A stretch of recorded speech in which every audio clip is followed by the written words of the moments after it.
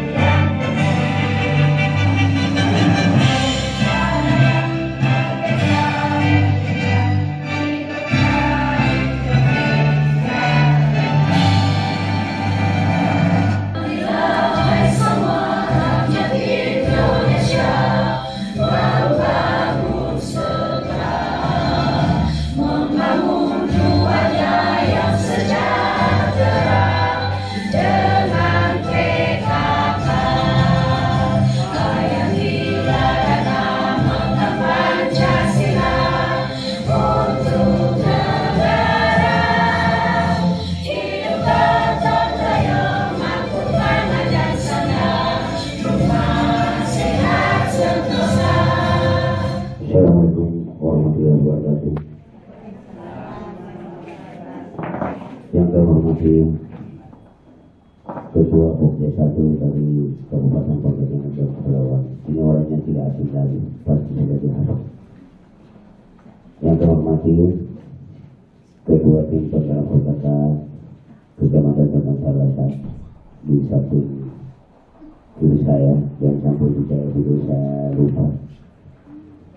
Yang terhormati Ketua Tim Penggerak Kota Ibu Desa yang sempat hadir pada hari ini bersama sekretarisnya. Yang terhormati para Ketua Pokja 1, 2, 3, dan 4 bila pertemuan di sini bisa kita pertemuan desa masing-masing.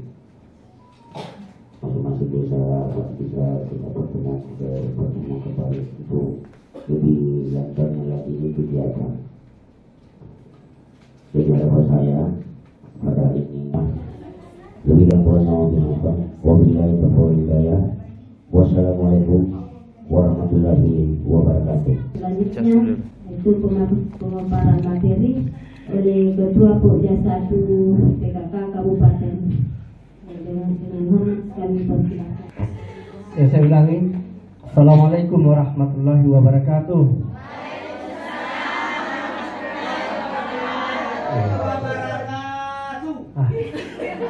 Begitu kan enggak itu. Ya, alhamdulillahirabbil alamin. Wassalatu wassalamu ala Rasulillah wa ala alihi wa sahbihi wa man wala ma'bad. Yang kami hormati, yang terhormat Bapak Camat Pondok Talasa, yang kami hormati Ibu Ketua Tim Penggerak PKK Kecamatan Pondok Talasa, yang kami hormati para ketua TPPKK desa ke Kecamatan Tondon Talasa. Kalau orang bisa berbicara vasektomi, kita juga harus berbicara vasektomi. Jadi pembinaan kegiatan kedua, pembinaan keagamaan, remaja masjid, majelis taklim dan lain sebagainya. Apa yang mau dibina, termasuk SK-SK-nya, termasuk kegiatan-kegiatannya dan lain sebagainya. Remaja masjid begitu. Sosialisasi tentang catatan perkawinan. Bagaimana angka perkawinan di bawah umur di Tondok? Bisa ditekan? Bisa? Tinggi. Kerjasama ki penyuluh. Pokja satu kerjasama ki penyuluh, kerjasama ki majelis taklim. Untuk apa? Supaya bisa ditekan. Minimal, tidak bisa di apa namanya, tidak bisa di iya, iya. Dikasih pemahaman ke masyarakat. Salah satu faktor stunting selain umur yang belum sampai, kehidupan yang tidak membiasakan diri untuk bisa apa namanya, untuk hidup bersih. Sampah dibuang sembarang, panci ditaruh di ruang tamu, dapur berantakan, sini ini, baunya luar biasa. Jadi inilah yang kami sampaikan informasi tambahan kali kepada ibu-ibu ketua PKK bersama anggota di desa, bahwa kami memang sangat mengutip kata-kata kolaboratif, ya, kolaboratif dan kolaborasi. Ya, itu di desa kita memang harus kerja kolaborasi, apapun harus ada kolaborasi, kerjasama yang baik antara semua lintas sektor. Misalnya di Pokja 1 ini saya lihat ada terkait perkawinan usia dini, itu memang ada kami di dalamnya. Dan perlu kami informasikan Bu bahwa di semua desa yang ada, semua sekolah SMP SMA itu yang ada di Tondok Talasa kira ada PIK remaja. Dan saya informasikan khusus untuk Bantimurun, untuk desa Bantimurun, di PIK remaja SMA 8 itu sudah ada kami punya alat satu set genre kit. Ya, di situ ada laptopnya, ada fokusnya, ada alat peraganya serta materi. Jadi sisa kita menayangkan. Dan perlu juga kami sampaikan bahwa di Januari sampai sekarang itu kami merekrut duta genre Pak, satu pasang satu desa, ya, umur 14 sampai 18 tahun. Jadi silahkan tolong Ibu Desa sampaikan ke Pak Desa bahwa tolong deskakan memang mati remaja Pak, umur 14 sampai 18 tahun yang bisa berbicara dan bisa mengedukasi kepada teman-temannya.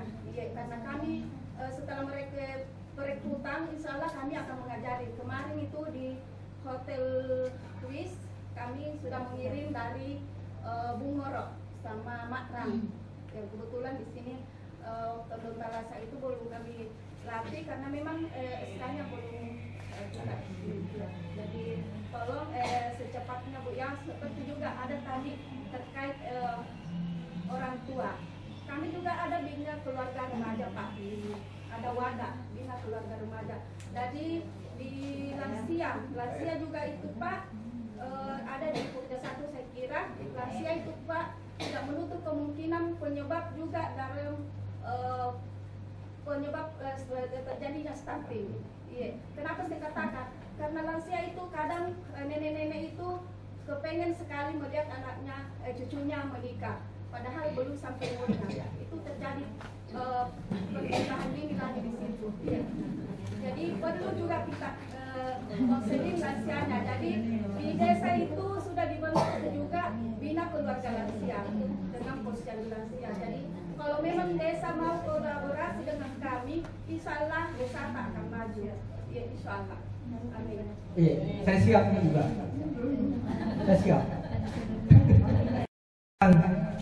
Bahwa di Tondong dulu yang kami perbuat seperti ini. Apakah susahnya Dinsek ini seperti itu? Digaungkan di kabupaten, di provinsi, kolaboratif. Tetapi pada nyata di lapangan, saya biasa begini, bebas narkoba, atau lebih luas lagi, kampung bebas narkoba, atau Tondongkura bebas narkoba. Hadirkan semua dalam lomba float itu, hadirkan semua perangkat-perangkat desa apa dan lain sebagainya, tokoh masyarakat dan yang bermain itu. Yang terjadi dalam lomba float itu berat. Apalagi kalau ada apa itu istilahnya, ada apa itu, ada slogan ya. Ya kan biasa itu di akhirat ada slogan, kami ya, berucap bersama. Ada itu.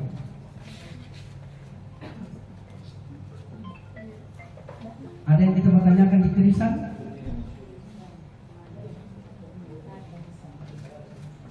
Kerisan, keluarga Indonesia sehat, hidup sehat tanpa narkoba. Ibu, jangan sampai anak kita, anakku itu bagus, tinggal di dalam kamar tenang. Jangan kita merasa tenang. Siapa tahu itu adalah gejala. Jadi jangan kita tenang, merasa tenang ketika anak kita hidup dalam kamar. Senantiasa mengurung diri. Jangan sampai apa yang diperbuat di dalam. Tidak apa-apa, sekali-kali intip apa yang dia tonton, apa yang dia perbuat. Kalau ini kan dapat sekali. Pipet-pipet saja dengan gelas sudah bisa jadi.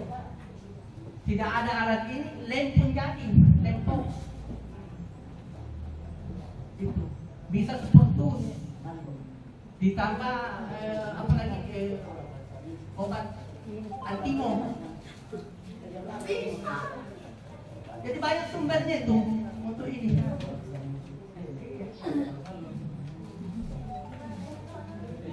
Dan banyak obat-obat yang bisa mengarah ke sini. Oleh karena itu kalau ada apa, kalau tidak sakit di anak, bisa ditanya kenapa ada obat ini. Karena anak itu biasa lebih luas, pergaulannya lewat sini.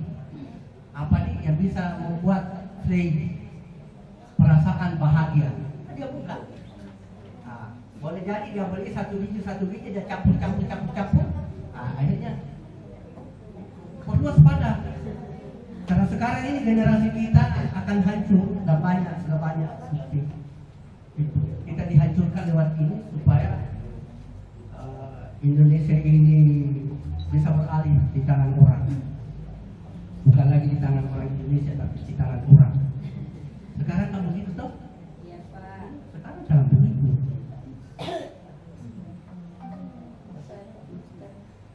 Ada yang mau bertanya di Kerisan? Tidak ada? Tidak ada? Kalau tidak ada kita pindah. 3. Apa lagi? Fisik, non fisik, apa lagi? Ekonomi. Itu sudah kekerasan itu. Dia tidak sakit, Pak. Memang dia tidak sakit. Dirinya tidak sakit karena cubit. Psikisnya yang sakit. Kebiasaan. Ada yang punya anak di situ tidak pernah nabelang matanya. Diperkenalkan alat kelaminnya secara benar. Kemudian bahayanya ketika ada yang sentuh atau tersentuh dan lain sebagainya, dikasih seperti itu supaya dia tetap hidup. Kemudian dalam rangka untuk menjaga anak generasi kita, kepada teman-temannya tanamkan sifat kekeluargaan, sosialisasi tentang perlindungan anak yang bisa kolaborasi di dalamnya, baik dari pemerintah terutama dari pemberdayaan perempuan, perlindungan anak kabupaten, atau boleh juga dari apa namanya, dari penyuluh KB, karena bahannya tidak jauh beda gitu. Cuman bahan itu ketika diketahui ya harus dilaksanakan. Itu bisa juga dari Terima kasih atas kesempatan yang diberikan saya. Sebenarnya tadi saya mau bertanya Pak, cuma langsung ke poin yang kelima, yaitu dan yang saya ingin tanyakan yaitu masalah kekerasan. Ya, terkait dengan pendidik, ini sering terjadi di lapangan Pak. Karena itu anak-anak, tidak semua anak-anak itu sama kelakuannya. Ada yang kita harus dikerasi, ada yang tidak seperti itu yang kita hadapi selaku pendidik. Yang saya ingin tanyakan Pak, pada saat kita melaksanakan kegiatan, karena ada sasarannya ini SD, saya dengar tadi menurut penjelasan Bapak, yang saya ingin tanyakan yaitu masalah bagaimana solusinya atau langkah-langkah yang tepat untuk menindaklanjuti hal-hal yang seperti ini Pak. Terima kasih. Saya sampaikan bahwa dalam hal untuk mengedukasi, membimbing anak, sedapat mungkin kita hindari tindakan kekerasan, termasuk jangankan membentak anak, membilangi mata saja tidak boleh. Memang ini tidak mudah, karena kita ini lahir dari zaman feudalisme. Kita ini lahir dari zaman feudalisme. Kan akhirnya Persatuan Guru Pangkep mengeluarkan statement, mengeluarkan apa istilahnya bersama, apa itu? Pernyataan bersama bagi orang tua yang anaknya tidak mau lagi dididik, tidak mau lagi tidak mau lagi dibina di sekolah kami, silahkan didik sendiri. Bagi orang tua yang punya anak tidak mau lagi dibimbing sama gurunya, ambil sendiri anakmu, didik sendiri. Mulai menurun. Karena memang itu seperti tadi, ada anak yang ditegur 1-2 kali, alhamdulillah. Ada anak ketika sudah mulai berubah. Ada anak ketika cubit saja tidak mau berubah. Tapi yang saya sampaikan ini, jangan ada bentuk kekerasan, jangan, belajar untuk memahami apa yang mereka. Karena itu ada sistem pembelajaran sekarang kan sistem apa ya? Apalagi namanya merdeka ya apa itu? Iya, merdeka belajar. Jadi syukur makin sekali itu. Nah, bantu si mencerita. Kenapa kita bantu? Kita itu anak-anak sekarang diarahkan bukan tatap muka saja. Anak-anak guru sekarang menghadapi anak-anak paling ya 10 menit, 20 menit. Ini tugas mudah, silahkan berkreasi. Jadi anak-anak dikasih keluasan untuk mencari jawaban. Kalau dulu dari pagi sampai ini guru tatap muka, sekarang tidak. Itu untuk menghindari, jadi kurikulum ini diterapkan untuk menghindari itu tadi, kejenuhan guru menghadapi siswa yang bandel. Karena tidak bisa dipungkiri bahwa ada siswa yang bandel. Kejenuhan guru menghadapi siswa yang bandel, bentuk begitu. Kalau dulu ada PR, kalau sekarang jangan dijadikan PR, PR lain. Sekarang kerjakan sebentar, saya periksa. Sebentar kalau mau pulang ini PR, kerja jawabannya cari sendiri. Tanpa kita mau lagi memfokuskan jawaban itu, jawaban tertera di buku. Koma titik koma bukan. Yang penting kalau sudah ada mengenai jawaban itu sudah dianggap. Karena yang paling penting di sini ditanamkan kepada anak, bagaimana anak-anak ini bisa memahami materi yang kita. Jadi bukan lagi sistem dosen dengan mahasiswa, titik kemanya diperhatikan. Kalau tidak ada titik kemanya disalahkan. Bukan seperti itu. Jadi mudah-mudahan itu dapat mengurangi tindak kekerasan yang terjadi di anak-anak kita. Itu salah satu jalan, masih banyak jalan yang lain. masih banyak jalan lain. Terutama lagi bagaimana kepatuhan diajarkan setiap hari, akhlak kepada anak-anak, kepatuhan seorang anak kepada orang tua, terutama kepada guru. Kasih ungkap contoh-contoh apa akibatnya, apa manfaatnya ketika anak itu patuh, dan itu termasuk di dalamnya ketika karena untuk memberi nilai 10 kepada anak terhadap nilainya itu bukan hanya bergantung kepada soal yang kita kasih, tetapi juga bergantung kepada akhlaknya anak kepada temannya, kepada gurunya. Itu. Dan itu kalau di SDIT, SMPT itu sudah diberlakukan. Jadi itu nilai anak di rapor itu bukan hanya semata-mata jawaban ABC, tetapi sekalipun anak kurang dari segi kepintaran, tetapi akhlaknya dilihat. Assalamualaikum warahmatullahi wabarakatuh. Itulah tadi pemaparan dari Ketua